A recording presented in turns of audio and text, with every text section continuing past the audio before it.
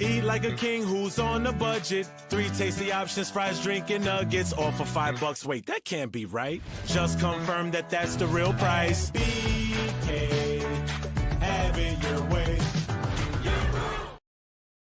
Before we get into absolute NFL madness, quick shout out to today's sponsor, Burger King. Because just like the NFL right now, Burger King is all about controlled chaos. You want it your way. Good, because that's the only way it comes. No rules, no substitutions. You didn't ask for, coach knows best, you call the shots. Whether you're stress eating during overtime, hate watching your rival, or emotionally processing another coach firing, Burger King's got you covered. Flame grilled Whoppers, crispy fries, and enough sauce options to cause arguments in your own household. So do yourself a favor, ladies and gentlemen, hit up a Burger King, grab something greasy, sit back and get ready because the NFL just turned the blender on high. Welcome into Leather Brains. We should probably rename Black Monday just to Black January because the NFL is officially in full-on chaos mode. 10 head coach changes, record tied, playoff teams blowing it up, franchise quarterbacks waiting on answers, and one of the most stable organizations in football just said, yeah, we're done here.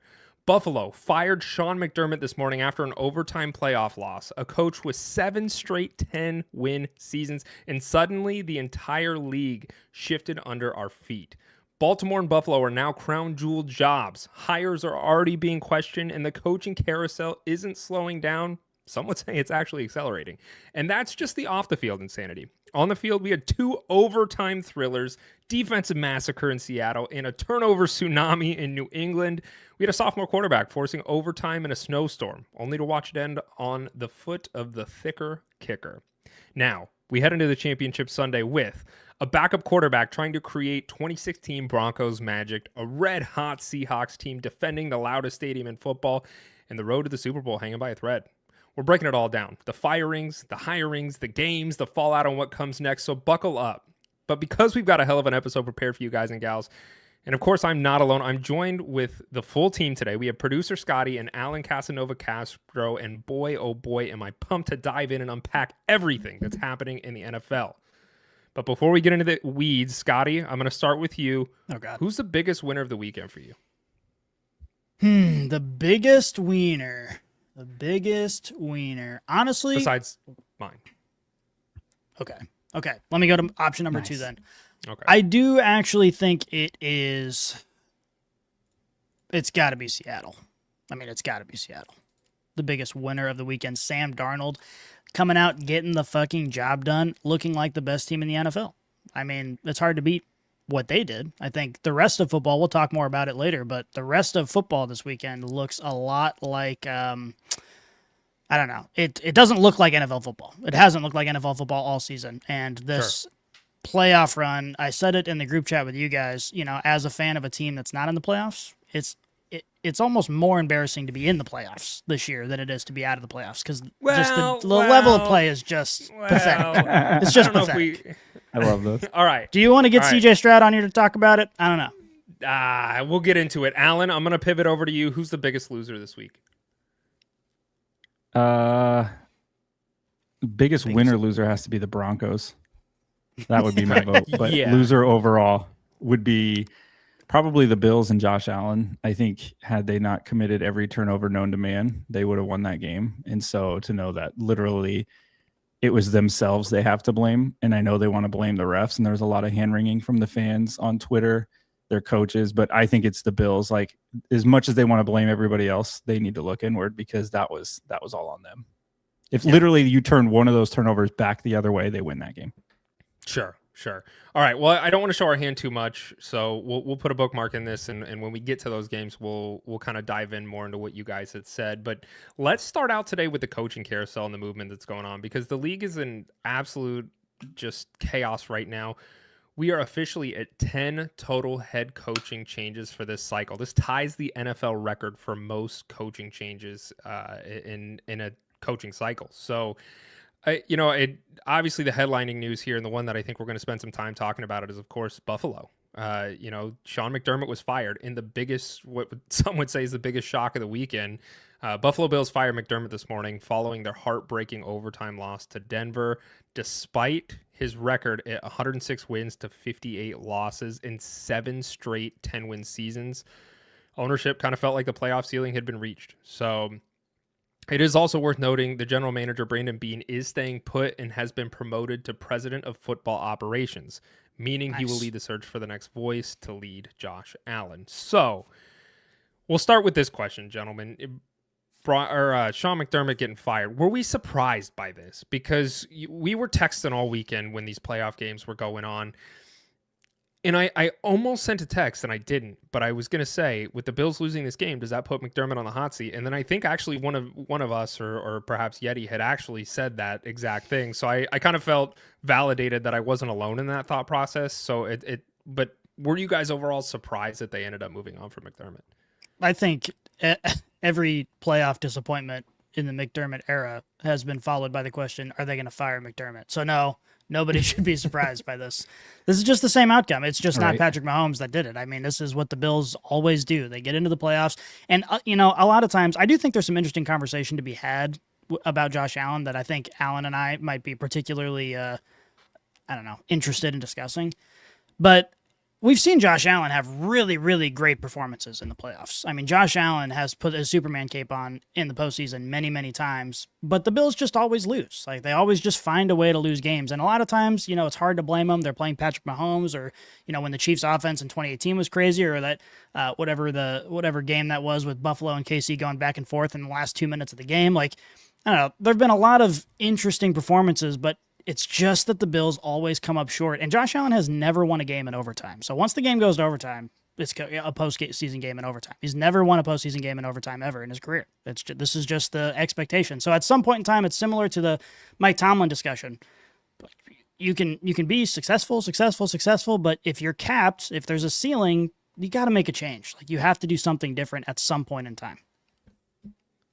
Yeah, I think of all of the Bills playoff losses, this one was probably the least on Sean McDermott out of all of them. And I don't disagree that all roads were probably ending here.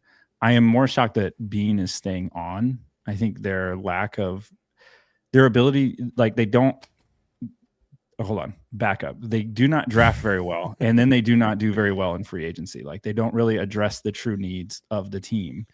And then they put it all on Josh Allen, which is fine because he's really good. But I think this is when you start to go the other way. And it's like, this isn't just about coaching anymore. Like, there's something fundamentally wrong with how things are set up in that organization. And I don't think they truthfully address that.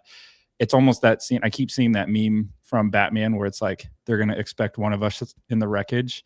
And it's like McDermott was just like, he was the easiest one to be on the chopping block, I think, for the Bills. Well, and that's that.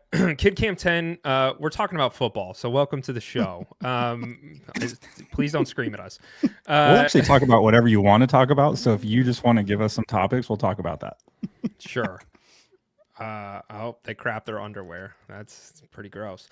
No, I mean, this is we're getting off the rails already. I like this. Let's just talk to this person for the next hour.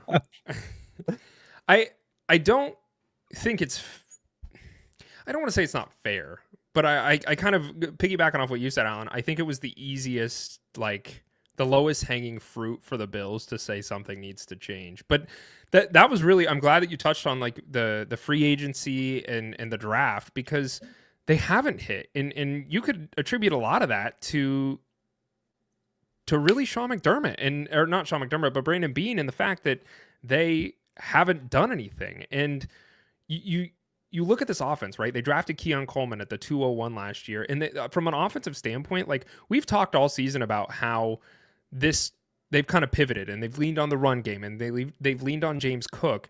They've done that out of necessity because they really don't have a lot of pass catchers at the upper echelon level that they need in order to compete.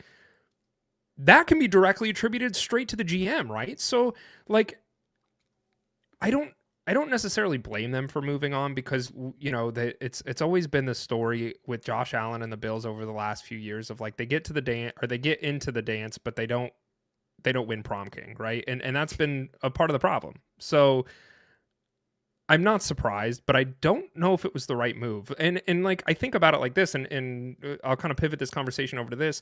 Brian Dable is a name that's been floated around a lot, as well as Mike McDaniel. In the event that you keep Sean McDermott and make one of those guys your OC, would you still not expect a lot out of those guys? And that's not to say they're interested in offensive coordinator jobs, but like, would that have been enough to shift it for you guys, or do you think it almost had to be done that Sean McDermott gets fired? I don't know. It's just one of those things that at some point in time when you're looking at an organization that seems to have capped out, making a change is just necessary. Like sometimes it's more than just X's and O's. Sometimes it's more than just, what the coach does in the locker room. Of course, all that's important. But at some point in time, you just have to say, listen, we need a new culture. We need a new leader. We need a new face to be the head of this organization to give us an opportunity to take that next step. And you can make a pretty good argument, and I know Bills fans are definitely making the argument that it was time. It was just time to move on from this head coach and move into a new era and give themselves an opportunity to find success. John Sachs says he was prom king. Congratulations to you. Prove it. John Sachs, 6'9". Doubt it. Prove it. Yeah, Prove I it. doubt it. So, Brian Okay. Dable, Mike McDaniel, do we like the potential floaters of them going to the Bills? Because I mean, the Bills have to be like, if you were if there was any head coaching vacancy right now that you guys would be interested in the most, would it be the Bills? Because for me, that's a pretty favorable landing spot. Yeah, I think Bills for sure, just because you feel like there's the highest potential to be successful in your career if you're a head coach, because obviously you want to hitch your wagon to a quarterback. I think, okay, here's the thing I go to if I'm a Bills fan. We fire McDermott, we bring somebody else in, and it still doesn't work. I think the uncomfy conversation is, at what point have they maxed out with Josh Allen? At what point are they like, this is as good as he is? Is he just a regular season warrior? Like, I don't know. I also don't think that's fair. And I think if you just look at Josh Allen's success in maybe not team success, but Josh Allen's performances in the postseason, he's usually pretty freaking good. He usually plays his best football in the postseason. There's just they've been running into the buzzsaw that is the dynasty of the Kansas City Chiefs up until this year, and this year they are less equipped on offense than they've been in a long time. So it just is what it is. Josh Allen has to play Superman, and there's just only so much you can do on your own. And when he's had a more complete team, he's had to play the best version of the Chiefs. So it's just an unfortunate situation. The main reason I say that is he's not getting younger. He's obviously was getting beat up this playoff.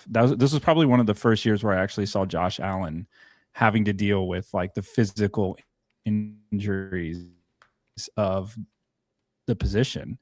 And I guess my question is, you obviously can't do that anymore. And I know they're very close to solving the problem.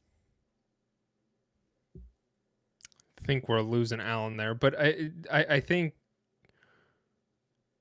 AJ Brown's been floated as someone that potentially is not happy with the Eagles and might be traded. Like, do you go get him? And I think that would make sense. Like, go get Josh Allen, an elite wide receiver, because he hasn't had one since Stephon Diggs, and the offense has looked worse for it. Now, the locker room might be a hell of a lot better without Diggs in play, and adding A.J. Brown to that fire probably is not going to help things, but George Pickens is a free agent. If he doesn't stay with the Cowboys and you go get him, like, does he add a lot of firepower? I think yes. So I don't think it's Josh Allen. And yes, he is getting older, but it has I guess for you, Alan, and maybe you answered this question inadvertently, but like, is the window closed for the Bills? I think it's closing. New England doesn't help that. Sure. Yeah, that's sucks. fair. That's fair. so bad for Bills fans, dude. Do we like Mike McDaniel and Brian Dable as potential head coaches here? Because I don't know how I feel about Mike McDaniel as a head coach, but Dable's very interesting. Yeah, Dable's just one of those guys that I think most NFL fans agree that he was fired more as a result of circumstance than anything he did. And I think a lot of teams would be very, very happy to have Brian Dable in the locker room, including the Bills. We kind of talked about this earlier in our group chat off the show, but Brian Dable hasn't been interviewing for any head coaching vacancies. And I think we had kind of discussed that he might be interviewing for some OC roles, but does this kind of, like, if you take a step back and you look at it, was he maybe, and this may be, reading into this too much, but this is how I think about it, is maybe he was waiting to see if the Bills falter and Sean McDermott goes down, Because every single year, just like you've said, Scotty, Sean McDermott is somebody who has been kind of on that hot seat of like, okay, they can't get it done. Do they move on from him? And that's been the conversation the last few years when the Bills inevitably don't. Was Dable just kind of waiting in the wings, sitting here seeing, okay, are they not going to get it done? And do they finally pull the trigger on McDermott and maybe I go step in there? Maybe. I think that the Bills head coaching position has got to be the most sought after of any of the vacancies. And there are a lot of good spots, but when it comes to, being able to step into an organization and have your quarterback be Josh Allen, that's the best situation possible, I think, for a head coach. So I don't think Dable would assume that he would be first in line for that position. I think, especially seeing he's got now, tenure with the team. He's got tenure with Josh Allen. I totally agree. And I think, there's a legitimate argument that he is the best candidate, but I think that the position is so desirable that no candidate can assume that it's a sure thing, like to the point where you're putting off other opportunities, because you have to know that everybody and their mom wants to walk into that building. Well, let's continue this conversation. So there have already been some key hires that have finalized and the ink is on paper. So the New York Giants hired John Harbaugh, formerly the Ravens head coach, to a massive 5-year deal. Do we like that signing for Harbaugh and for the Giants? I like it for the Giants. I don't know about for Harbaugh. Like, I think he's the best available, and I know that's a really good landing spot for him, but we'll see what he's able to get out of that roster. I think it's promising for Giants fans to know that they can get a quarterback like that, though. I think that's what I would take away from that hire. Sure. But I mean, we had already kind of maybe thought that. Like, I mean, we all talked a couple weeks ago, or what was it, last week or the week prior, and we're like, where's the most like appealing landing spot? And we all kind of unanimously agreed that it was the Giants because of what that roster construction is currently and where the projection of what this team could be. So I like that. I don't know if you, Scotty, I hadn't picked your brain on it. I like the hire personally. I think it's the Giants prior to the Bills were probably one of the most sought after spots at this moment. Absolutely. Well, and like you guys said, Harbaugh was the best coach on the market. He probably still is the best coach on the market. So the best coach on the market making his choice makes it a pretty good indication that the landing spot is good, because Harbaugh could sort of have his pick. And the fact that he chose the Giants shows that he's got a lot of faith in that organization and their trajectory right now too. Yeah, and then the other big name hire, Atlanta Falcons hired Kevin Stefanski, formerly the Browns head coach. And it is also worth noting, franchise legend Matt Ryan was also hired as president of football operations there as well. So do we like the Stefanski to Falcons move? I think so. I think Stefanski was another one of those coaches, sort of like Brian Dable, that was fired because of circumstance more than anything else. And I think that if you polled NFL fans, there would be a pretty large portion that says, I think Stefanski's a good coach, despite the fact that the Browns have been a dumpster fire. I think Stefanski has a good opportunity to be successful. And the Falcons are another one of those teams where, like, you just get a couple pieces. We've been saying it for years. You get a couple things fall into place there, and that team is like a legit contender. Yeah. I mean, Alan, you agree with that? Oh, 100%. 100%. Took the words right out of my mouth. Okay, so do you think either of these guys are now shooting themselves in the foot because now the Bills are looking for a head coach and they potentially could have landed with the Bills, and now they're like, son of a... They wake up in the morning, see this news, and they're like, fuck, I could have been the Bills head coach. Harbaugh, 100%. I agree. Harbaugh, 100%. I think even though that's true, I also think that in a spot like the Falcons, or a spot like, it's not like one of these guys, was hired as the Titans head coach. So in a spot like the Falcons or in a spot like the Giants, you could at least talk yourself in the mirror into being like, okay, what I did was still pretty good. Like, you could at least console yourself in that way. It's not like you went to the Browns and then were like, oh shit, I could have coached Josh Allen. Like, it could be worse. The only thing I was going to say, the Bills are very much in win now mode. If either of those coaches take their teams to where the Bills just finished, they are like gods. So I think that's the other side. I think the low expectation is sometimes kind of nice. Sure. So Pete Carroll probably to the Bills is what we're all thinking. That's the joke I was going to make too. He's got to win in the next 90 days before the heart attack. Yeah. And then the Dolphins also, this was announced today. They hired Jeff Hafley, Packers defensive coordinator, to be their next head coach. So things are starting to happen in the coaching cycle, in the coaching space. And, to continue this trend, the current vacancies, there are still 7 of them. Baltimore and Buffalo were kind of considered those crown jewel jobs because of Lamar Jackson or Josh Allen. But this is kind of interesting. So Mike Tomlin, is Tomlin going to coach? Because he stepped down from the Steelers. You can call it step down, fired, whatever there was some backdoor stuff that went down there. I think we could all probably agree to that. But reports say he has told teams he does not plan to coach in 2026, though teams like the Giants still reportedly had reached out anyway. Is there a chance? Tomlin to the Bills. He has a clause though, because the Steelers still own the rights to him as a coach. They would have so to trade. Whatever team would sign him would have to give up some compensation. Yeah. So which may be worth it. Yeah. I don't know. He's definitely sitting out. I definitely think after these last few years of like after the quarterbacks. I mean, he probably wouldn't go to the Ravens. No, he would not. But like, the Bills, like you can't. It would be hysterical. That would make the entire season worth it. But the Bills got to be pretty enticing. Mike Tomlin hasn't played with a quarterback since Ben Roethlisberger. Like, he's played with just this hodgepodge Kenny Pickett's and an aged Aaron Rodgers and whoever he can find on the street. Like, you have an established MVP quarterback. Like, I imagine the Bills have to be like, if there was any spot that would open up and I was Mike Tomlin, I'd be like, I'd at least consider that one. I'm not sure the Bills' locker room is crazy enough for Mike Tomlin. I think he needs a little bit more insanity before he's like, I'm going to really consider this. Like he needs somebody to really just go crazy for him to be drawn into that situation. I tend to agree with Alan. I think he's done. I think he wanted to spend his career with the Steelers. That eventually was inevitably going to come to an end. Obviously, he would have loved to have left his post after winning 10 Super Bowls in a row, but it is what it is, and he's going to be a legend in Pittsburgh forever, and I think he's happy, and he's a millionaire and good to go. That's true. Yeti says, sick new background. Shout out to whoever made it. Whoever made it did a wonderful job. So thank you for giving the kudos to our graphic designer, Yeti. Did a great job there. Other teams that are still searching. The Ravens are still looking for their head coach, as well as the Steelers, Cardinals, Raiders, Browns, Titans, and now the Bills. With the remaining vacancies, what is most enticing for you guys? The Bills. Aside from the Bills. Sorry. I read that and then I was like, wait a minute. We talked about the Bills. Take the Bills out of the equation. What do you think, Alan? Ravens. Just off of personnel. At least it's something Ravens. interesting. Take the Bills and Ravens out of the equation. Let's talk about the slum teams. Sorry. All right. The true slums.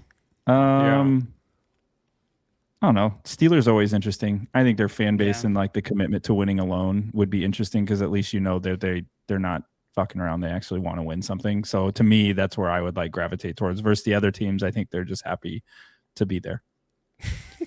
And the Steelers, one thing that we don't talk about enough as just people speculating is the Steelers have had 3 head coaches in the last 100 years. So like if you can land that job, that's an organization that will stick by you and allow you to sort of build what you want to build. But they've still found like success. Like you look at Mike Tomlin and it's like Mike Tomlin has not won a lot of rings, but he has made it to the playoffs almost every single year and then he gets knocked out. So it's like you still I feel like as an organization, like if you were 3-14 every year, the Steelers are going to move on from you pretty damn quick. No, I agree with that, but I also think that there are plenty of organizations that are a little bit schizophrenic and that will fire you even if you have successful seasons. It also just kind of depends on where the organization is. Even though the Steelers have been a playoff team or right in that mix for a long time, I don't think anyone, including Steelers fans, are under the illusion that they're like a high caliber, high octane team that competes with the best of the best. Like they know that this is sort of a rebuild scenario. They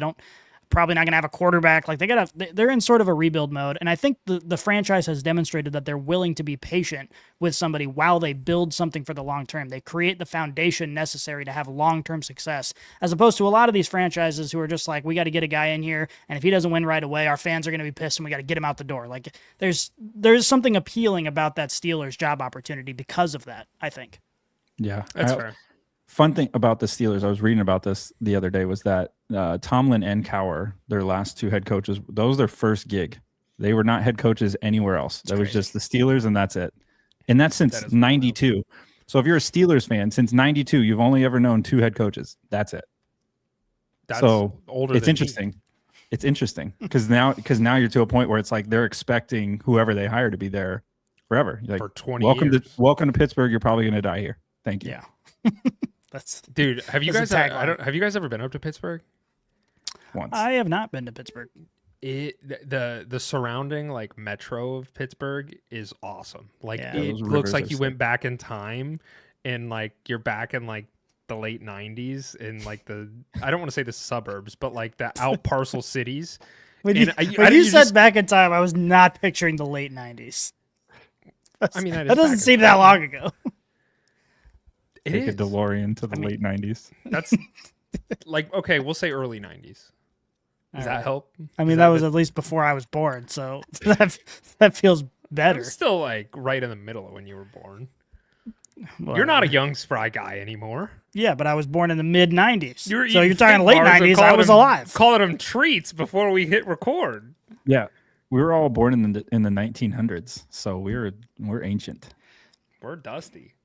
Yeah, that's ridiculous. I was thinking about Alright. that I just had my son, and he's gonna probably live to see the turn of the next century. And when he tells people his dad was born in 1994, they're gonna say, "What the fuck? What the fuck, bro?" Yeah. Okay, offensive coach hires. The Detroit Lions, they signed the former Arizona Cardinals offensive coordinator Drew Petzig as their new OC. Wow. I saw this and I was at the gym when I saw this news Brag. and I laughed. Yeah, I've been working out. And I laughed. And just like it wasn't like intentional or anything. I just saw it and I genuinely just kind of laughed out loud. And I had my headphones in, and then I saw like a couple people kind of like looked over at me, and I was like, "Oh, That's messed up.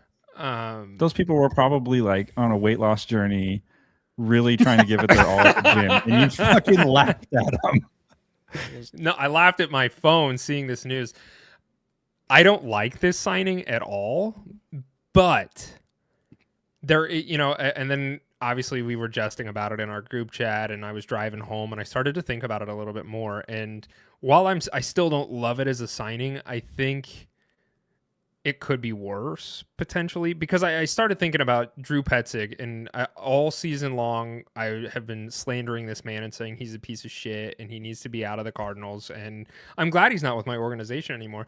But when you saw Jacoby Brissett take over and run that offense, it looked a hell of a lot better than when Kyler Murray was there. And so then I kind of started thinking of the attributes of Jacoby Brissett versus Jared Goff. And like, I think that offensive scheme fits Petzig a lot better than the roster that he had with the Cardinals. So that was kind of, I tried to look at it a glass half full kind of thing. And that was kind of my takeaway from that is I think that I think he needs more of a traditional pocket passing-esque offense to run, and that's when he'll succeed a little bit more. So while I still don't love it as a hire, I'm not as out on it as potentially I was when I first saw the news. And I don't know if you guys have any thoughts on that, but as a Cardinals fan, I wanted to share that news. I think if you depending on like if I had one person on one side of the debate and another person on another side, like I think I could take money from either one of them and give a pretty convincing argument either way that it's a good hire or a bad hire. Because I really do think it's stupid, primarily because Petzig has not demonstrated any ability to do the job. So when you're looking for someone and you're the Detroit Lions, like I know they didn't have a ton of success this year, but this is still an offense that people respect. And you could get a lot of big names and really successful individuals to want to come in and be the offensive coordinator here. I mean, we just saw the last successful offensive coordinator get a head coaching job. So you know that this is a desirable place, and you go pick up Petzig, who's like, what's his resume? Like, okay, maybe he's had some degree of success, but we just saw him completely fall on his face at his last job. So that, for that reason alone, that's kind of weird. But on the other hand, the big problem with Petzig at the Cardinals is the fact that he just refused to build an offense around a mobile quarterback. He refused to do it. You've talked about it time and time again, that they just did not call plays that were suitable to Kyler Murray. And I think, again, that's a pretty negative, mark in favor of an OC, but it also shows that, okay, maybe if he's got a quarterback more like Jared Goff, he can build something just more competent. And he does have he has a better opportunity to be successful in Detroit than he ever did in Arizona. Right. I think on paper, I'm very indifferent. It's kind of like, okay, he's there. There are some positives and negatives. Just like you said, you're just kind of like you're just could go either way with it. I think the one attribute that I would like to see is, can he challenge Dan Campbell? Like, can he look him in the eyes and be like, no, we are doing this, and this is why? No, I think that man is a weak-spined. I think slug. that's what you need out of. I think Dan Campbell needs assistants like that. He needs people that are like going to challenge him and know what's best for their side of the ball. Well, and that's why you see the likes of, let's say, Mike McDaniels or Brian Daboll don't end up with head coaching jobs this year. Like, God, what a great landing spot that would be for the Lions, because their roster is ready. Like, they're ready to compete. And really, you could argue that a lot of the reason that they didn't find the success that they did this year, in large part, was due to them losing Ben Johnson, which we have seen and we'll talk about when we get to the Bears. But I think that's part of it. So Robert Zamora says, hey, how are you guys doing? My name is Robert from New Mexico, United States of America. Welcome, Robert. My name is Robert. It's great to have you here. I'm also in the USA. I too am located in the US. I'm not telling you where I am. Well, You're not getting He's my in the location. USA. He's actually very close to me. and me. Kansas City Chiefs, gentlemen, they signed their former offensive coordinator, Eric Bieniemy, to once again help right the ship as their new OC, with Matt Nagy interviewing for head coach vacancies. I'm going to start out this one. This seems to me like the Chiefs kind of knew Matt Nagy was a problem. And we had all talked about, and you guys have joked with me, taunted me, made fun of me that that Matt Nagy should be the head coach for the Cardinals because he's so great. But Matt Nagy still hasn't landed anywhere as of this moment. Can I interrupt you for a second? Because this is just going to drive me crazy. Can you pronounce his name Nagy? Matt Nagy? You've always said Nagy, and it's weird. And I don't know what kind of accent you got on his name. I don't have enough respect to give him his true name. Oh, okay. Never mind. Go ahead. Continue. Yeah. Matt Nagy. So they also say Matt Nagy still hasn't landed anywhere as of this moment as a head coach. And the Chiefs went out and filled his position. So it is worth saying he was on a 1-year deal with the Chiefs, but I think this was a clear indication to me that they were not interested in bringing him back, which I think is somewhat telling that the Chiefs knew that he was like not the right guy for the job for them. But man, you guys have to be very excited to have Bieniemy back in the picture. I'll take this from the Chiefs side.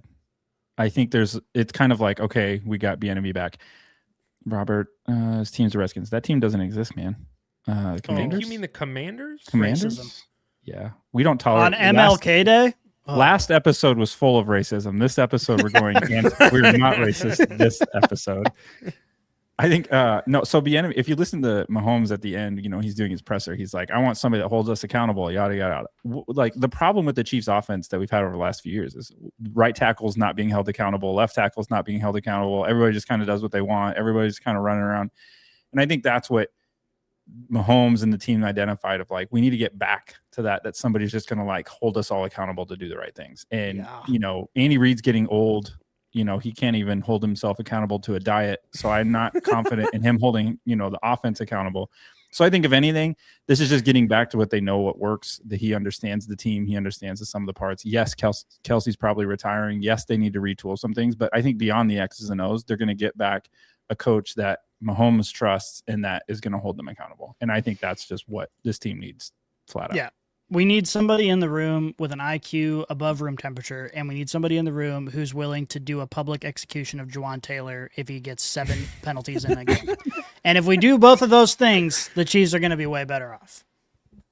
I'm happy for you guys. I think this was, my mom is a Chiefs fan, and I saw the news. I called her and I go, "Did you hear the news?" And she goes, "No, what?" And I was like, "You got Eric Bieniemy back," and she just was like over the world. She goes, "Let's go." Cry? I wasn't physically there, so I don't know. She should have cried. She might have. She might have shed a tear. I wouldn't surprise me.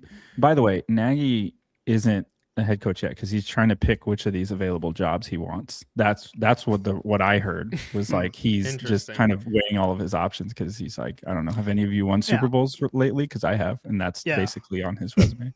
He was like, I'll concede that Harbaugh maybe could get the pick over me, but he's next in line. Like as far as success goes, if there's anyone that could turn the Browns franchise around better, I think it would be Matt Nagy.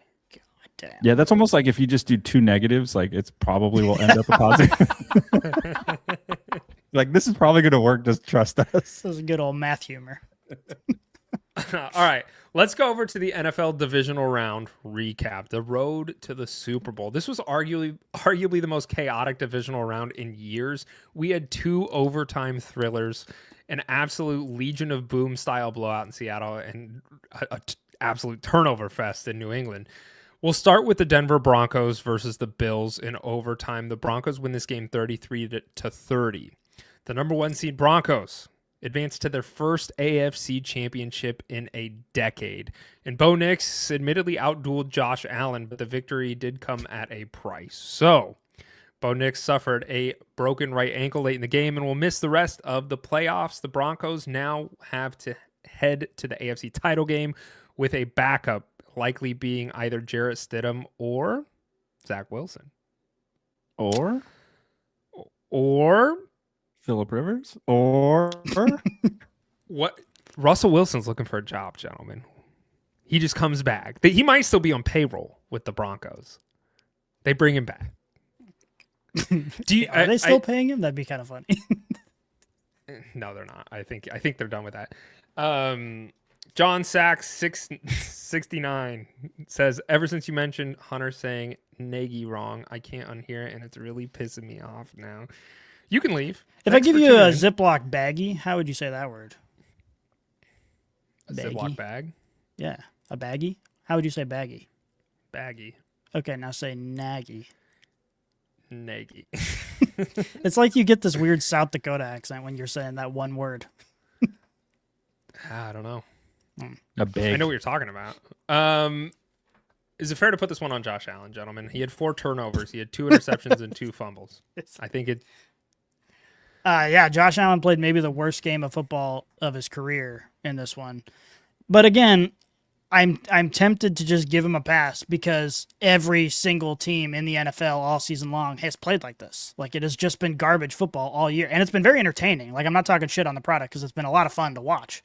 But every team, aside from maybe New England and Seattle, has just been like kind of bad all year long. And even the teams that are winning have just been like kind of bad. I think the Broncos are a great example of this. This is a team that for 3/4 of every single game, their offense just did not know how to play football. And then in the fourth quarter, because their defense played great all game long, kept them in it. In the fourth quarter, they did just enough to win a bunch of games. And it's like, okay, great. But this team, you watch them play this game, and the Broncos have home field advantage. They're coming off the bye week. They've got Josh Allen, who's playing like a Make-A-Wish kid. They've got like everything going in their favor, and they cannot figure out how to definitively or decisively win a game. And it's just like, this is the NFL today. Like, this is the NFL this season, where you have They got 5 extra possessions from Josh Allen, and they still had to go to overtime to win this game. It's just like, it's just bad football all around. Like, everybody's just bad at football. Yes. Go ahead, Alan. Were you going to say something? No, go. It's go okay. Ahead. MK is commenting. We need to give MK some space. Yeah, should we just take a moment of silence and let MK type over here? Yeah. Anything else you want to say? No, I was going to say, I think 2 things can be true really quick. 2 things can be true. Josh Allen can have the worst game and him still be a really good quarterback. I think this is one that, he's crying afterwards. And I'm like, ugh, that as much as I laugh because he's crying, it's also like, I think he knows what he had in his hands. And, Cook's turnover also didn't help. Everybody played a part. Everybody played a part, but I think Josh Allen, he also had a touchdown I think it was to Knox that he just overthrew late in the fourth. Like, it was literally the game winner. And if he just throws a pass, that's on target. We're not even having this discussion. Like, we're not talking about half the things we're talking about. So besides the turnovers, I think he also missed a lot of plays that he normally makes that he just didn't. That's the problem. I think that was the problem. Sure, and I'm glad you brought up the Brandon Cooks catch, because Jaquan McMillan, he ripped away the interception from Brandon Cooks in overtime. That is being talked about a lot in NFL spaces. And David Yunkin here says, Bills had the best quarterback left, and the coaching staff let a second-year quarterback beat him. That's fair. I mean, that is fair. Like, that is the truth, and it sucks. And anybody whose team is out and you're just a fan of the NFL and you're watching all of these games, I mean, we all... Alan and Scotty here are both Chiefs fans. I'm a Cardinals fan. We were all rooting for the Bills because we just wanted to see Josh Allen get a ring, and it sucks. And the fact that we didn't get to see that, and this was supposed to be his year because Patrick Mahomes isn't in the playoffs. Joe Burrow's not there. Lamar Jackson's not there. It's like, okay, this is his opportunity. And you saw that get squandered because of this game and the way that things played out. Was it a pick? Should it have been a pick in your guys' mind? This is another one. I think you can honestly make a pretty coherent argument either way. And when I watched it, my first instinct was they got it right, that it was an interception. But, the more you look at it, it's like you can really make an argument either way. And it just goes to show we don't really know what a catch is in the NFL. Like, this has been a problem for a long time where people catch the ball and they go to the ground and the ball like moves a centimeter, but it looks like he maintains possession of it, but it's moving around in his hands. Is it a catch? Is it not? And it's just kind of arbitrary. And this is just an extension of that, because if you have to maintain possession of the football through the ground and you lose it in that process and the defender ends up with it before it touches the ground, then yeah, by rule, it's an interception. Absolutely. But I think when you watch it play out, you're like, he caught that and was on the ground. So like, it's almost like the rule book does not exactly jive with what's going on in all of our brains.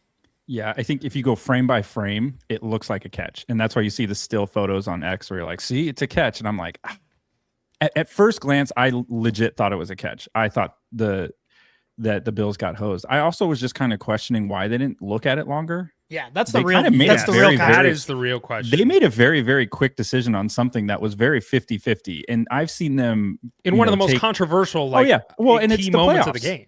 It's the playoffs that would have decided the game, because then the Bills kick a field goal and it's over.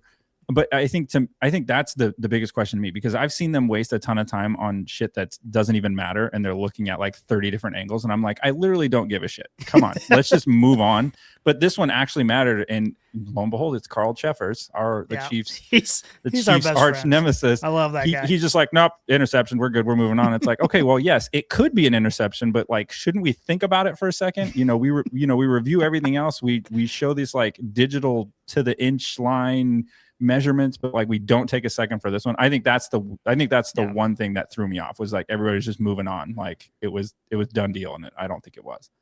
I agree with you. I think, and Rod 28X says, hey, who do you all got for the Rams Seahawks game? We're gonna get to that, I promise you. It's coming, so stay tuned. As far as this was concerned, the thing that I have a problem with is exactly what you just mentioned, is the fact that it just seemed like it was a split second decision, and it's like, yep, this is what we're moving with, let's move on. I do think it was an interception, which I'm not thrilled about it. I'm not happy about it. That sucks. But I think it was a pick. I really do think it was a pick. And it will be talked about for years to come, that controversial play. But all in all, watching it and seeing the replay in slow motion over and over again, I do think it was an interception. Yeah, what's interesting, I know we'll get to the game, but there was a very similar play that happened last night. And I actually thought the one that happened last night looked more like a completion than the one that happened in the Bills game. And everyone was like, you see, well, they called it a completion. And I was like, but that's not really the same play. Like it's hard to explain why, but they just looked different. Like I think you can make a much better argument that the one that Josh Allen threw was an interception than the one last night. I think if you're a Josh Allen hater, yeah, the one thing you are like excited about is the fact that he leads the league in interceptions or in turnovers over the last however many years. And this game, if you look at it in a vacuum, you're like, well, duh, the turnover machine was a turnover machine in the biggest stage. And obviously that's not fair to Josh Allen. He was still playing his ass off. I do think it's the missed throw.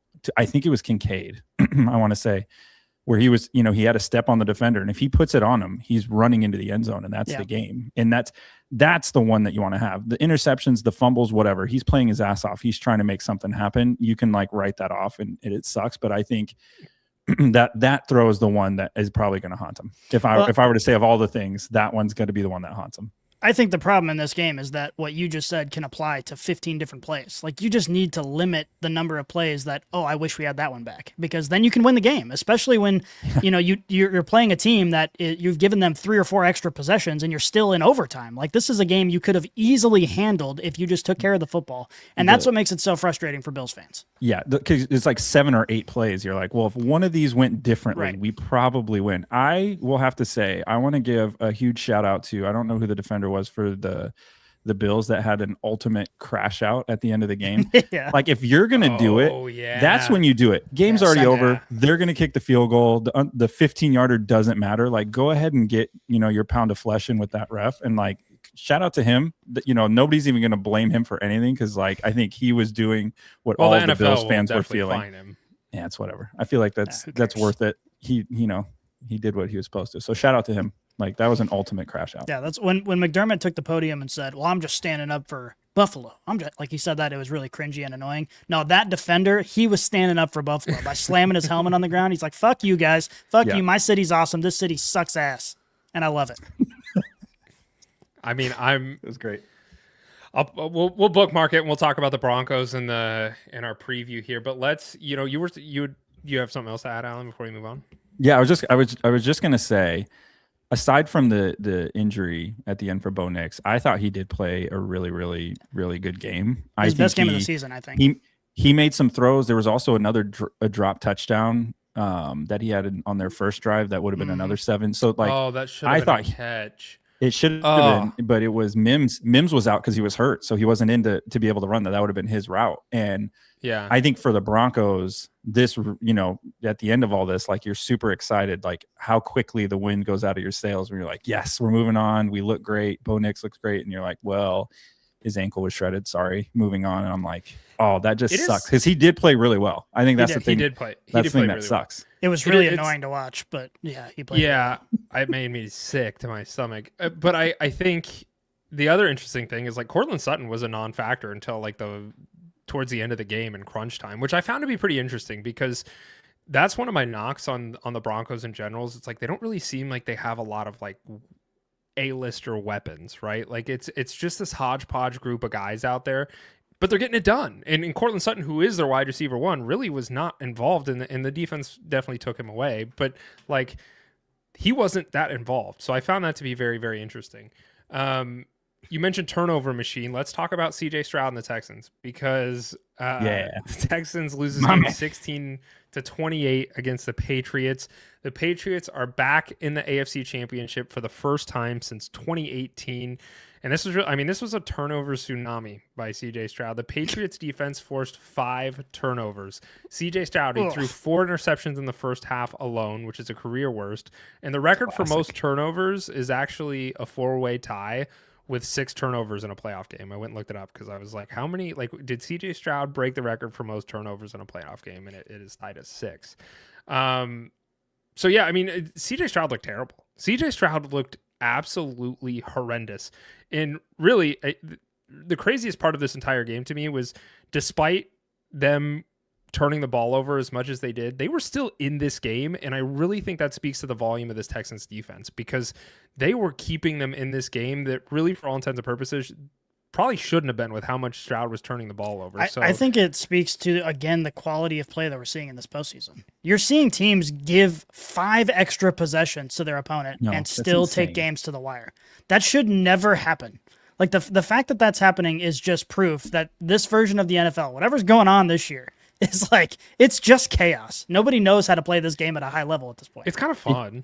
It is fun. It is. I think it makes it very entertaining. I just think of all of the teams, it's funny to say that, we'll get to the Seahawks. They executed the best, but all of these offenses just feel like they don't know how to execute anymore. They just, we get into the red zone and we don't know what play we're running, or we don't run it right, or we can't put some first downs together. And I think this game was the same thing. And yes, Drake May won this game and he threw some touchdown passes, but that line, he was getting hit all of the time. He was scrambling, trying to dive for first downs, fumbling the ball, standing in the pocket too long, fumbling the ball. I think it's like watching that game, like nobody ultimately wanted to win it. It was just Stroud sucked more. So that's how it went. That's how I felt. It was just like he was the worst. So congratulations, the Patriots are moving on because the Texans had every right to win that game. I think a competent quarterback that can hold onto the ball and make, even if he just threw those balls away, even if those were incompletions, he's okay. And I just think that's the story here. And I know the Patriots are going to move on and they're going to, May will get his flowers, but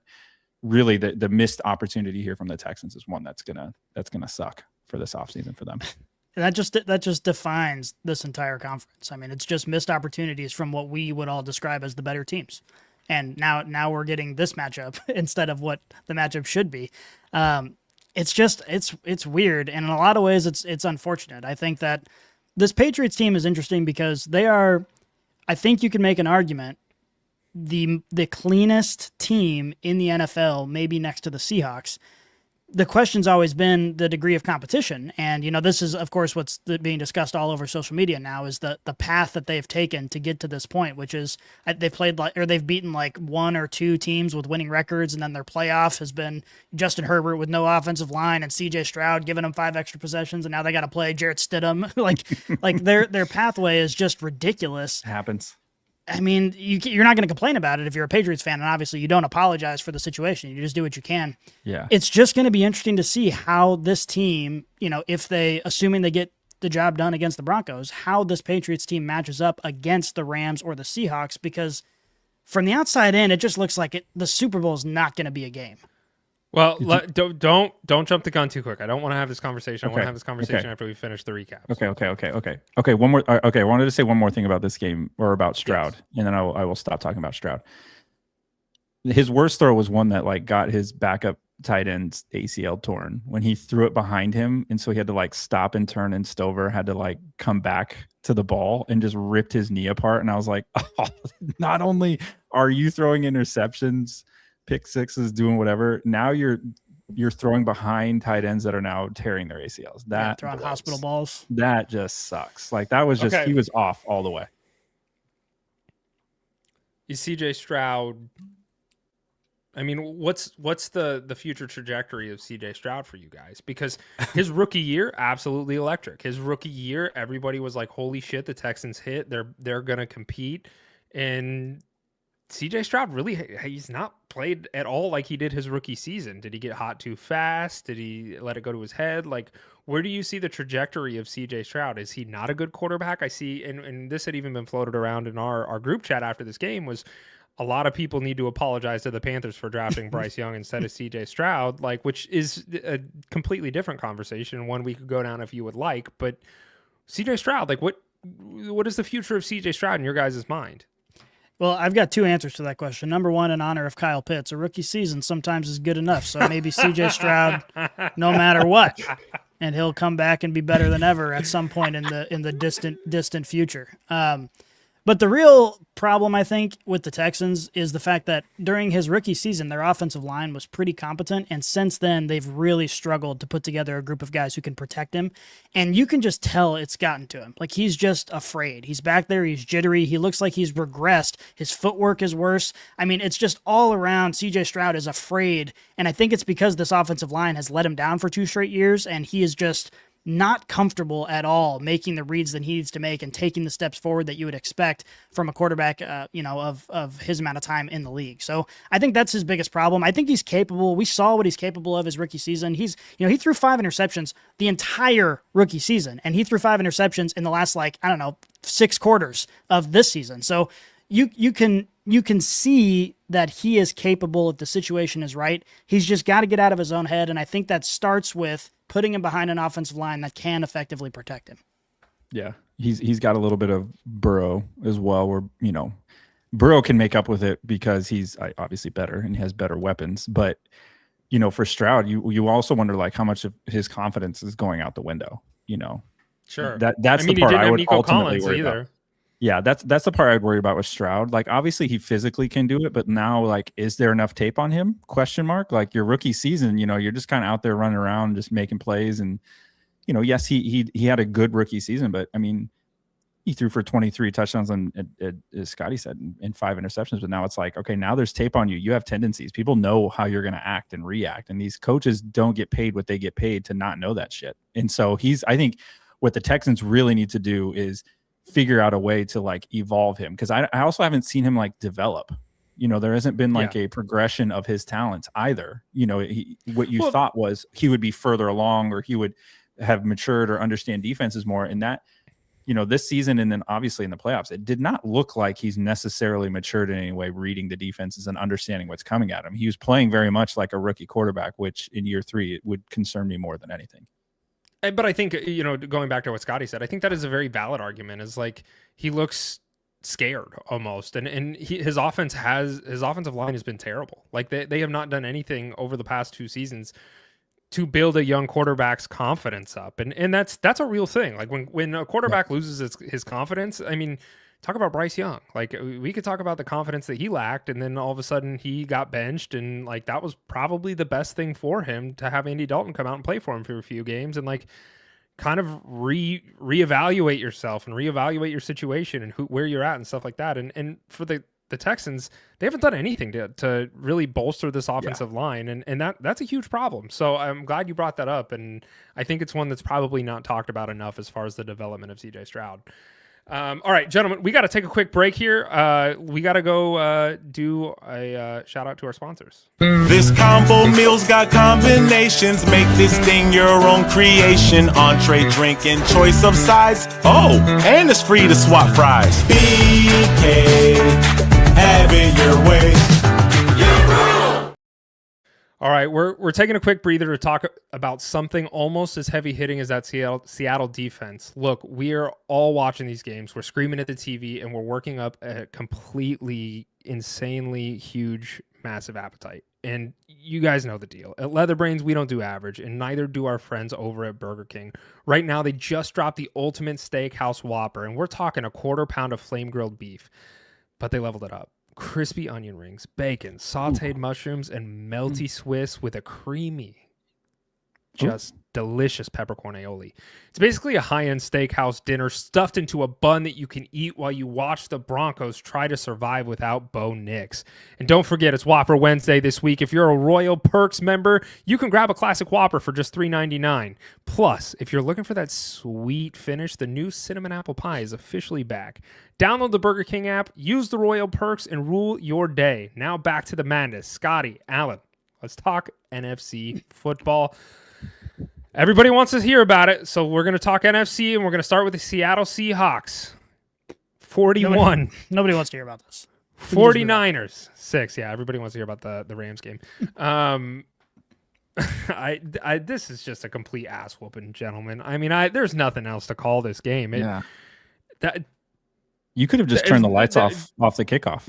Just like kickoff. Yeah, all I right, mean, well, that was Rashid great, Shaheed, everybody. 95-yard kickoff return to start the game, and then you're just like, all right, game over. I mean, this game was easily and by far the most boring game to watch in all of playoffs so far this season. Yeah, I think if I was a Seahawks fan in that stadium, that would have to been so therapeutic. Oh my God. It's a playoff game, and watching your team kick the living shit out of another team would feel amazing. You're right, an NFC West rival. Not just would any be team. buying beers for everybody. I'd be running around buying all the beers at the concession, just yucking it up, just whatever. It had to have been a party in there. And if anybody who's there that can comment on any of this, if you were there, that has to have been such a fun feeling. The game sucked, but being in there, that had to have been a party. That had to feel great. That's all it was a party for Seattle fans. They showed up, they were winning the entire game. They just got drunk and hung out and watched their team just dominate. Like that. For the rest of us, for the rest of us, it was kind of lame. But for them, that's like the greatest thing that ever happened in the history of Seattle sports. It's just amazing. Yeah. Well, and Rod 28X, he brings this up, and I'm glad he does, because this is where I was going to go with this too, is he says 49ers are too injured, but the 49ers got their ass kicked. And really, I think that's the story of this 49ers team. That's the problem. Kyle Shanahan is an incredible coach. I think we're all in agreement there. Like, Kyle Shanahan is a top 5 coach in the NFL, bar none.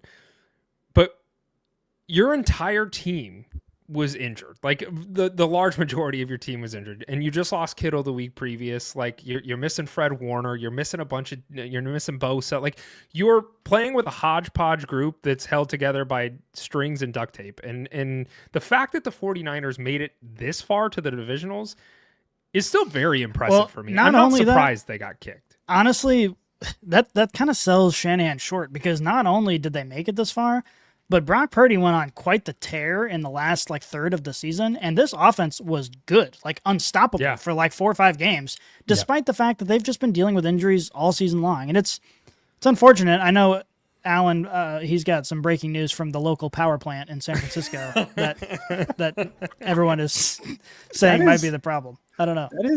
That is okay. We can go there right now. Go ahead, Alan. Let's go. It. So I don't know if you guys have seen it. So on X, there was a guy that claims to, I don't know, he nerded out for this. So one guy posted this, that because there's this power plant in the electromagnetic, right next to their practice field. The practice field, and there's a, I don't know if there's even been a study done, but it's hilarious. But he's basically equating that the electromagnetic field weakens the tendons and the joints and negatively impacts that team. And that is what's leading to the 49ers injuries. And that's, I believe it. I'm not a doctor.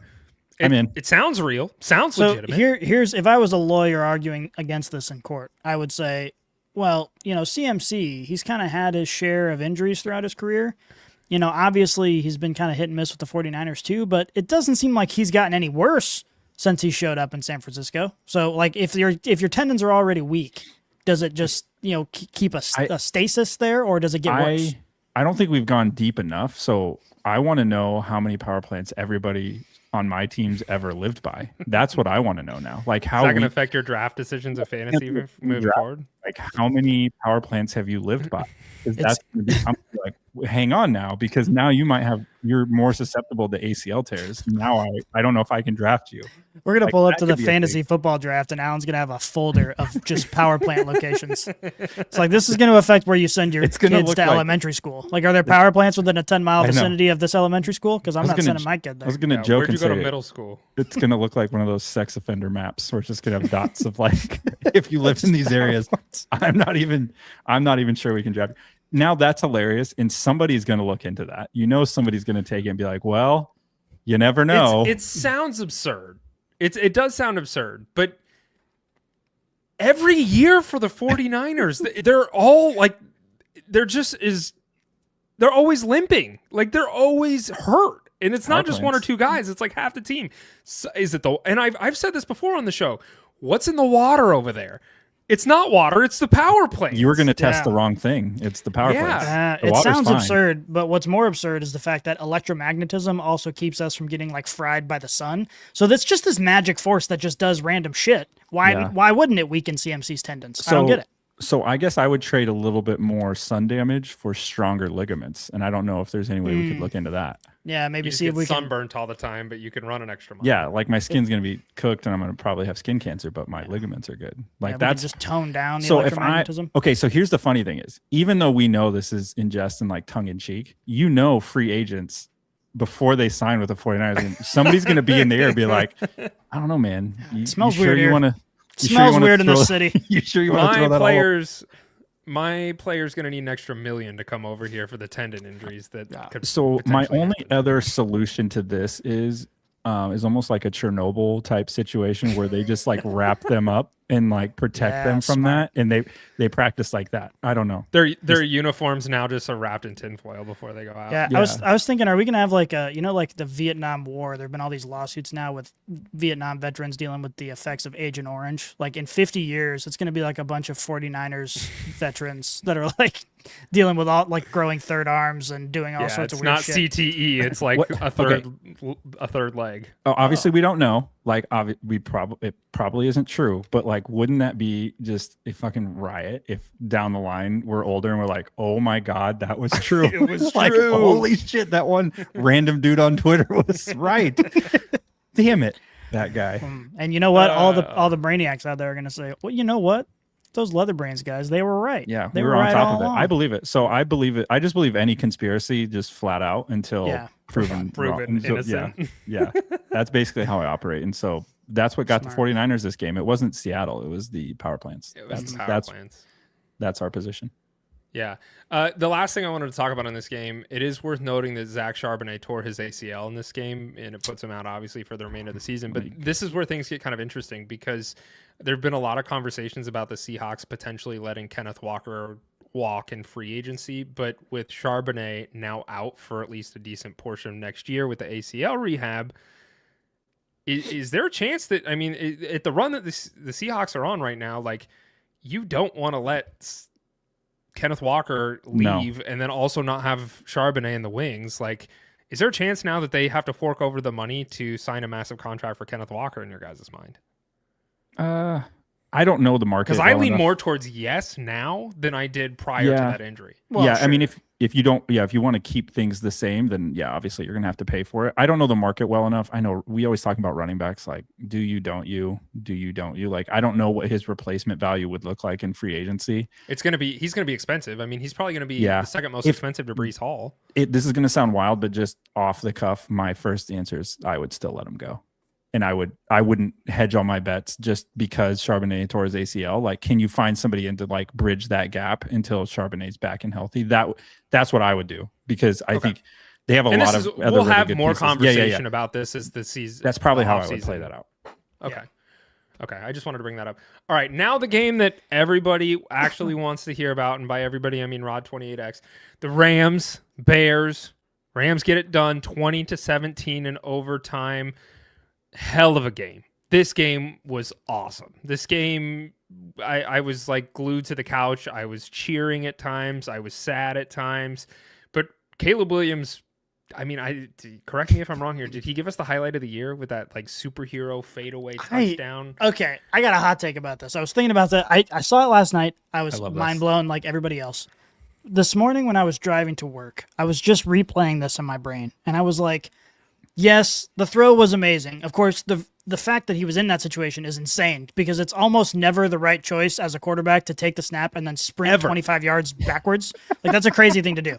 So, like, Caleb Williams put himself in this ridiculous situation, which, by the way, is a microcosm of the Bears season. That Caleb Williams make these spectacular plays, but it's on the heels of, like, the dumbest things you've ever seen. Yeah, so, like, he does a bunch of dumb stuff, puts them in crazy situations, but then wins the game. So, but the real thing that happened in this play is the defender had a stroke in the middle of the field. Yeah, what was he doing? He was nowhere near the ball where he needed to be. Like, and he was standing directly next to the pass catcher, and then the ball was in the air, and then he just like walked away. Like, it was the most inexplicable thing I've ever seen from a defender. I had no idea. The DB lost the play. He didn't know what was happening because Caleb Williams had floated so far back. I don't even know if he could see where Caleb Williams was because of how far away he was. And then Williams throws this 500 ball into the air. And he was literally just like, you could see him looking like, all right, something's happening. I don't know where I need to be. And he's just standing there and guarding nobody. That was wild to me. I was watching this game with friends, and we were all sitting in Discord watching the game. And I watch him sprint 20 yards backwards, and I'm like, oh no. And I said that out loud, and then he threw it up, and it literally looked like a 500 ball. Like, that's the best way to describe it.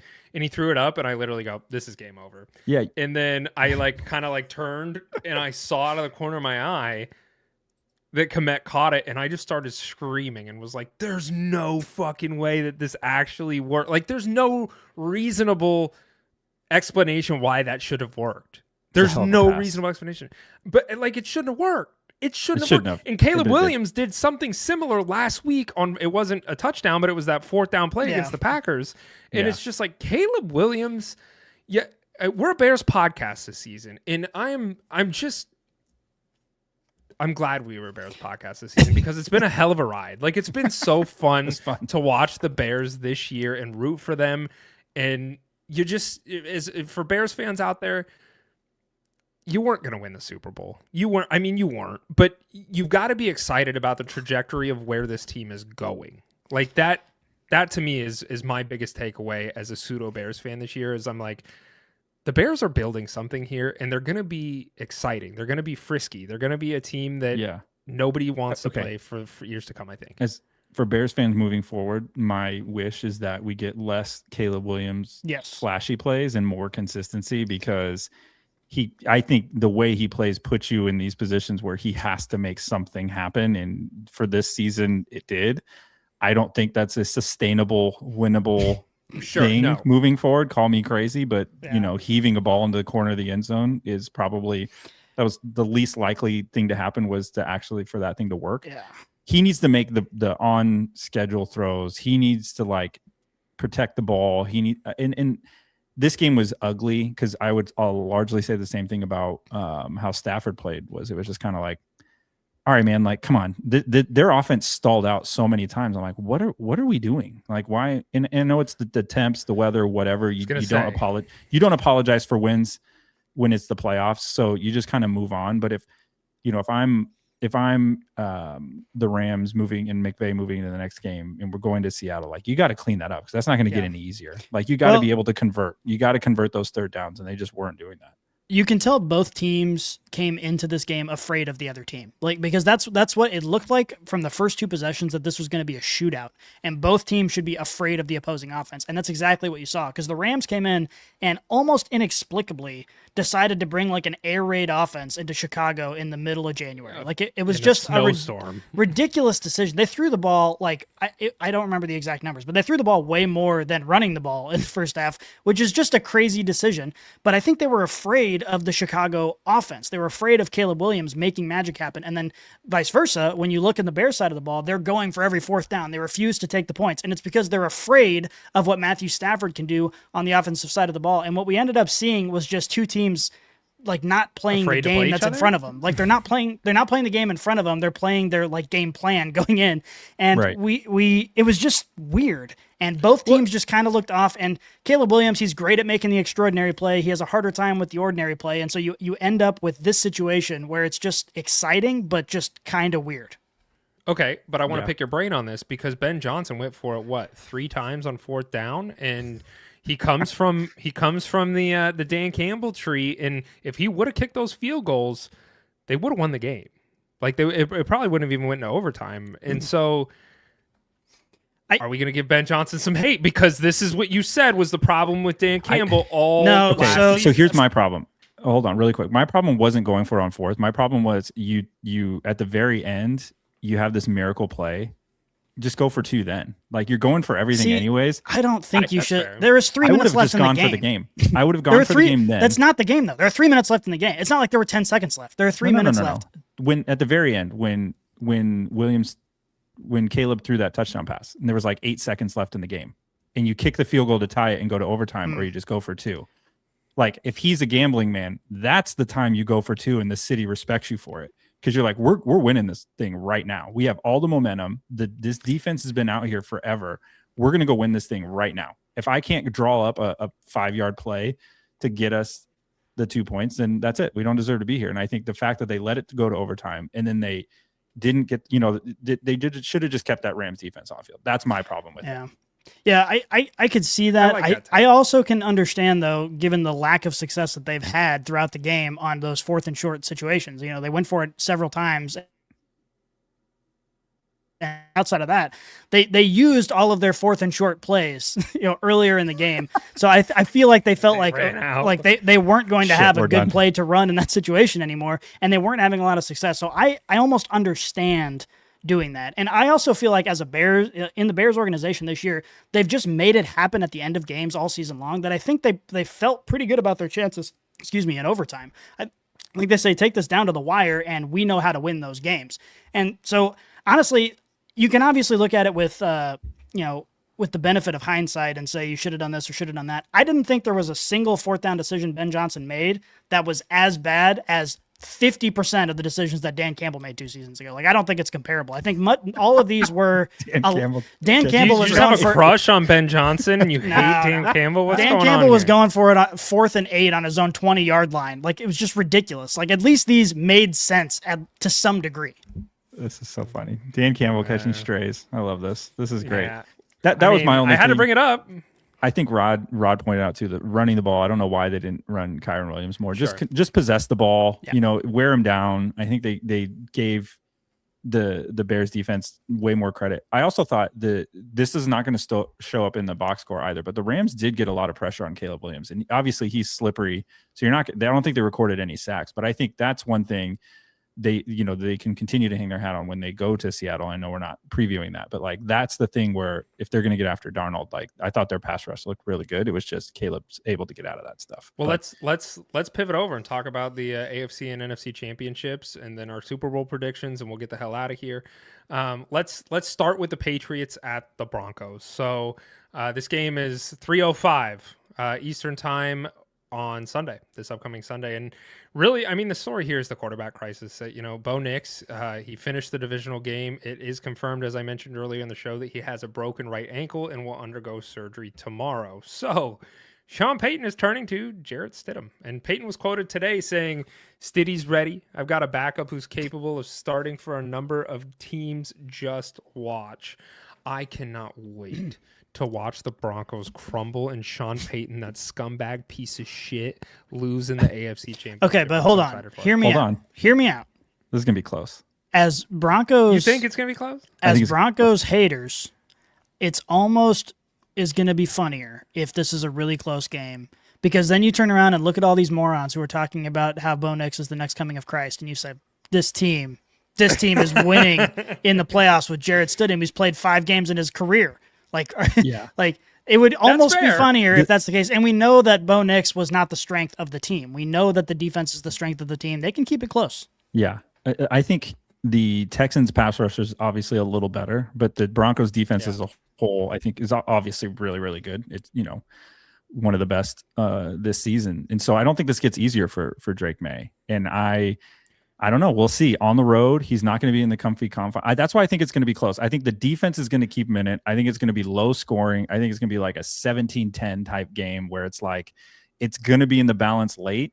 And I think in the end, it will come down to the Broncos' inability to move the ball, because the Patriots defense is also really, really freaking good. Like they are not slouches either. So this is going to keep it a really, really low scoring game. Now, that's what I say, and it's probably going to be like 30-something to 35 to 32. But I think that's what's ultimately going to happen. Like, because I think Drake May and the Patriots have had a good year. It's just like he's running into buzzsaw after buzzsaw. Like, and let's not forget, we just talked a bunch of shit about CJ Stroud and his turnover happiness. Drake May tried to turn the ball over 4 times too. They just happened to fall on some fumbles. Like, they happened to get balls bounced their way. Right. Drake May, when he was put under pressure, he put the ball on the ground. And you can't expect that pressure to be any different in this game against a Broncos defense who's one of the best in the country. Correct. So who do we have winning? Who goes to the Super Bowl in the AFC? Default, you have to say Patriots. You can't say anything. You have to take the Patriots. Yeah. Okay, which the NFL networks have to be shitting themselves if they think it's going to be Stidham and Darnold. If they get Stidham and Darnold, they're literally going to be like, can we just simulate this on an Xbox and move on? Like, the advertising dollars have to be shit, because there's no way. They're going to have to they're going to have to find faces of the franchise otherwise. Like, it's like, all right, JSN, you are, we're going to be which that's pretty good one. Like, if you got to pivot to somebody, JSN's pretty awesome. Sure, but who do you do for the Broncos? You're not going to be bringing Patrick Surtain. That's what, like, you're going to bring a defensive guy in, and he's going to be the face of the pictures. Yeah. I mean, it's got to be the Patriots, right? So that's... If you're the Rams, I don't want either team to win. Can Mile High just blow up at like halftime? I know. Well, it's like a Bane situation. Yeah, we don't root for injuries. You're rooting for mass murder. We just root for mass casualties. Just terrorism. That's our take. No, I just don't want either. Hot take: I do not want a mass casualty event. Yeah, we don't root for those. We don't root for those. I'm against that. Okay, hold on. Okay. The other thing is, here's what I was thinking. If you're the coaching staffs for the Seahawks or the Rams, are you looking at this and be like, mother of God, if we can just win this game, we are just going to go beat the shit out of somebody on the other side? Like, that would be my feeling if I was. I think that's how the Patriots felt last week. They said, if we can just win this game, then we get Jarrett Stidham. Like, that's what they've been thinking this whole time too. Yeah. Midnight Squirrel, guys, I want to pause this for a second. Midnight Squirrel says, get a job, stop begging. I don't know what you think we're begging about, but we all have I was just about to start begging, so I guess I'll put that up until next week. Thank God Midnight Squirrel jumped in. We're almost to the donation portion of this podcast where, much like going to church on Sundays, we'll pass around a collection plate. Like the best way to support this show is to just go to Burger King, get yourself a nice, juicy double cheeseburger. Yeah, enjoy it. You're welcome.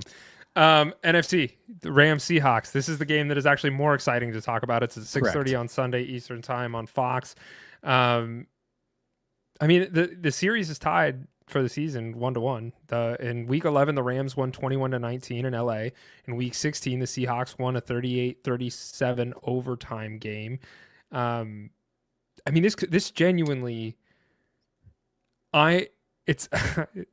Both these teams in the NFC West, and I fucking hate it because it's like it's just like golly, man, like they're two juggernaut-looking teams.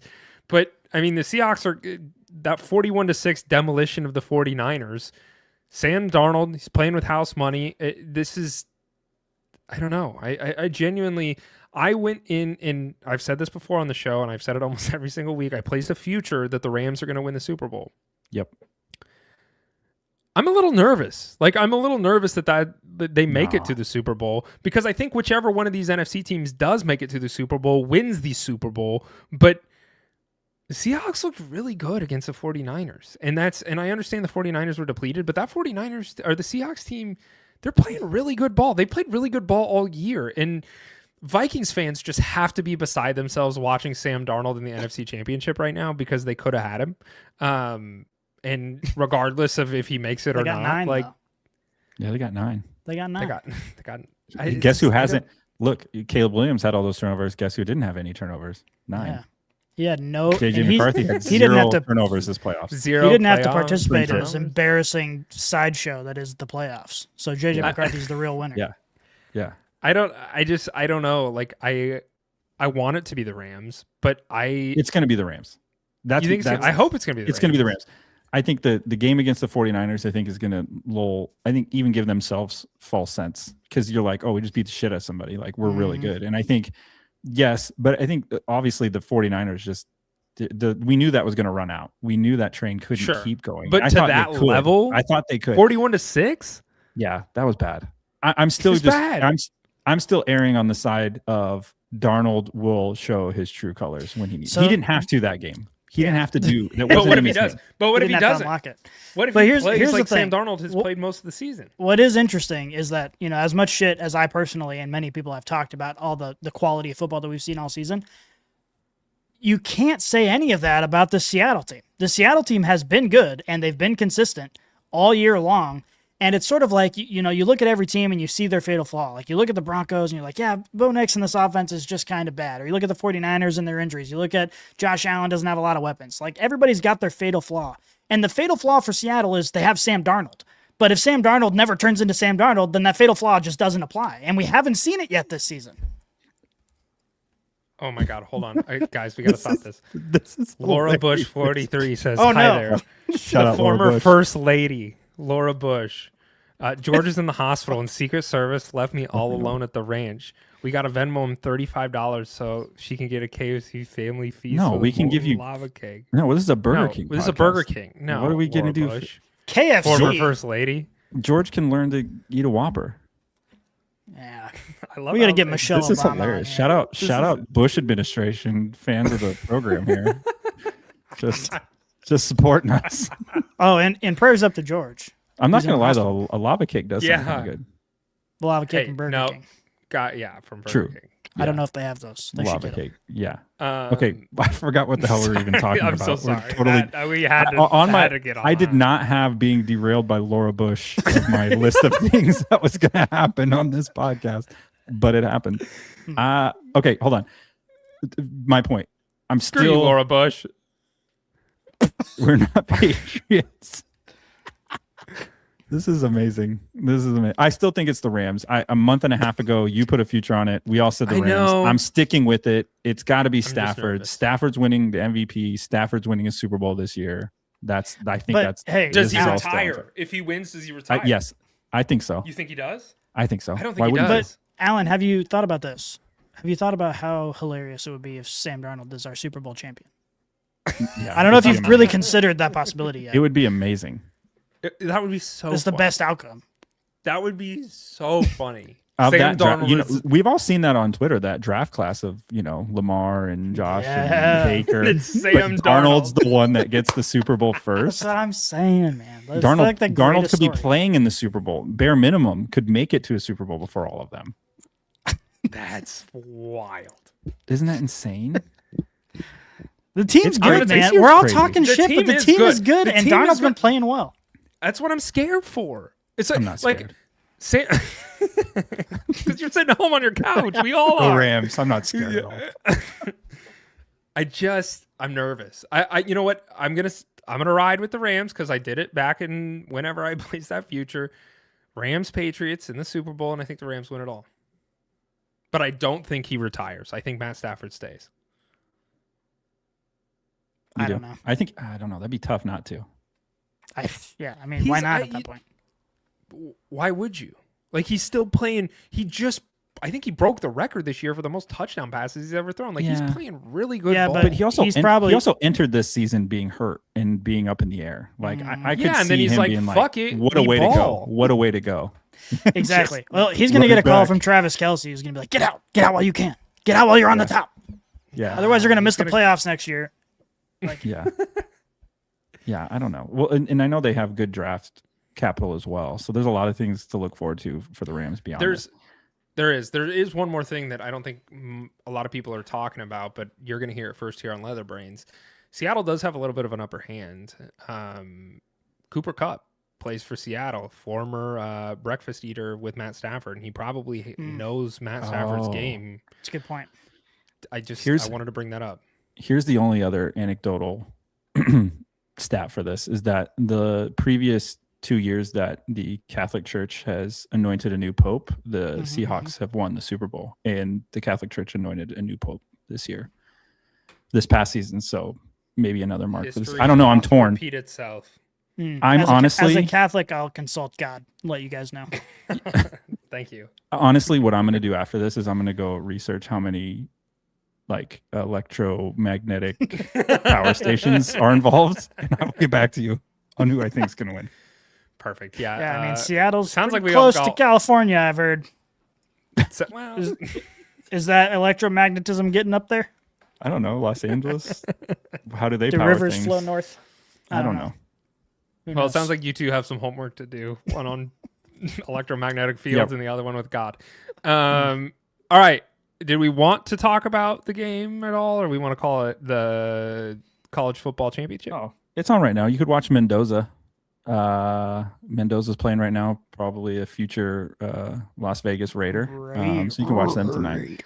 Well, Hoosiers, Hurricanes, they're playing right now. Yeti did say Allen and Nick should watch Mendoza tonight and take notes because that's a real quarterback right there. Interesting. So, Interesting that you would think that. Yeah. Yeah. Not because he's a Raiders fan. Hoosiers right now are in the red zones in the first quarter. Oh my God, George Bush! Oh so shit! Don't listen to that bitch. I'm fine. Did he get his lava cake? George. Oh God. He's fine too. So she's lying for lava cake? Yeah. You should Bitches put your be wife crazy, in prison. Tell Laura to fire up her OnlyFans. Stop begging. Amen. Yeah. Stop What did begging. what's his face say earlier? Yeah, Midnight George. Squirrel said, "Stop begging." Yeah, Laura, stop begging. Yeah. Thank you for your service. Stop begging, by the way. Laura. Yes, George. appreciate your presidency. Mr. President. All right, let's get out of here. This is getting it.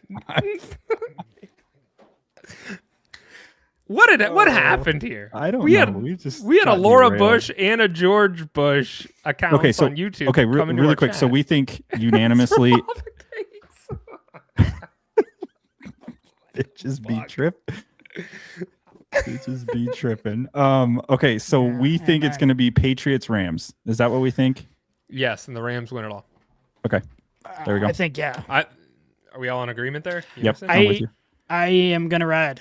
I do think that watching the Rams get another ring would be kind of sick. So I'm kind of in. Yeah. But also Sam Darnold will be really funny, and I like that too. There's a lot of funny things. The humor aspect of Sam Darnold going to a Super Bowl. George Bush, what's your prediction? Yeah, George. You got 10 seconds to comment. Yeah, George. Let us know. We close out the show. Stidham Darnold would be amazing nightmare fuel. Oh my! Be like a fever dream Super Bowl that everybody was watching. Stidham. It does feel like an alternate timeline. Yeah, it does. With Bad Bunny at halftime, just like what? We haven't even talked about that shit, bro. I'm gonna have to get Google Translate out for a halftime show of the Super Bowl. This is crazy. Amazing. I love it. All right. For anybody who's tuned into this show, thank you guys. Thank you. Unexpected appearances from our president and former first lady. Appreciate you guys being part of the show. Anybody else, thank you guys so much. Hit the subscribe button. We do this every Monday, and we genuinely appreciate all the interaction with you guys. So thank you for doing it. And we will be back next Monday. Let's get the hell out of here, gentlemen. We are out.